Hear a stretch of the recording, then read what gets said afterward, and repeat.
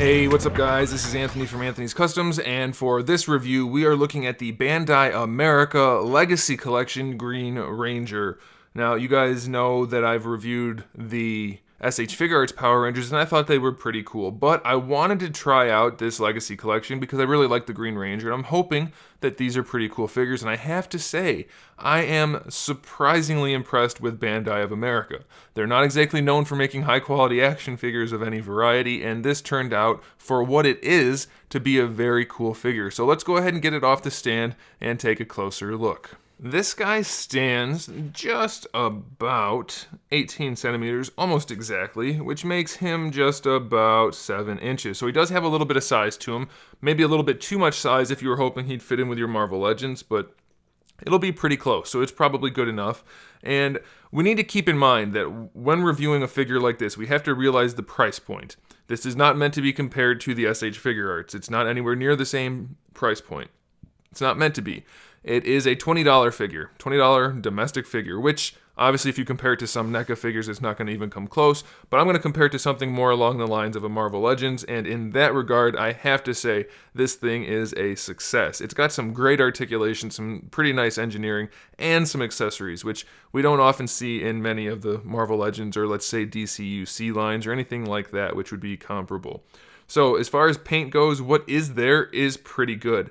They did a nice job lining up the chest, the black on the chest. The helmet is painted nicely. That what is there is painted nicely, let's put it that way. They did not paint the silver teeth on around the visor, so that's a bummer for sure. But the rest of the details all look nice. Even the little red spot on top of the gold spot looks pretty good. So it's worth noting that what is there is very clean. The belt is painted nicely, the gloves, the boots. Here's something I really appreciate, and this is a small thing that most people wouldn't even notice. They separated the forearm. They have the rotation here, so they didn't need to add rotation here, so you don't need that redundant articulation, but they separated it so that they could mold it in white, and then they could just paint the green on top of the white, because it's very hard to paint white on top of green. So we have a perfectly white forearm with just the green painted on top, which matches nicely. So little things like that, they took the time to do it, and it works very well. So I really do appreciate some things like that. And they did paint the gold around, and it's fairly clean. The only other spot that really bugs me is that they did not paint the white on the ab crunch here. That's a bit of a bummer. The diamond's not there, but luckily you won't see it most of the time. So before we talk about the figure anymore, let's talk accessories. We have the 2 gripping hands that come on him in the package. We have the 2 hands for holding the dagger, and then we do have the dagger and the sword. Now the plastic is a little flimsy, but they're still sculpted well and painted well enough, so I'm very pleased. So moving on now, let's talk a little bit about the articulation. Now remember, this is a $20 domestic figure. They have the hinge and a peg for the neck, so it'll move up and down and rotate, so that's pretty standard, just like your Marvel Legends. We have a full ball hinge for the shoulder. Of course, the armor here will limit it, but that's not really anything we can do anything about. You can still get the arm out almost completely horizontally, so that's okay. It does have the full rotation other than where it hits the armor. We have our bicep swivel, which works nicely. A double jointed elbow, which gives us really good range, so that's good. Then we have a ball hinge for the wrist. I don't think I've seen that on a domestic figure yet. Maybe from NECA. I don't know though. So we have the full ball hinge, just like any SH Figure Arts or Figma or something like that. So full range of motion. He can actually hold the dagger the way he's supposed to, so that's cool. We have a really nice functioning ab crunch. Even with the armor here, it works pretty well. He can bend pretty far forward, so that's good. We have our waist twist. We do have the little pouch for the dagger. That's technically an accessory, but I didn't count it because it's just a pouch for the dagger, so that'll swivel around.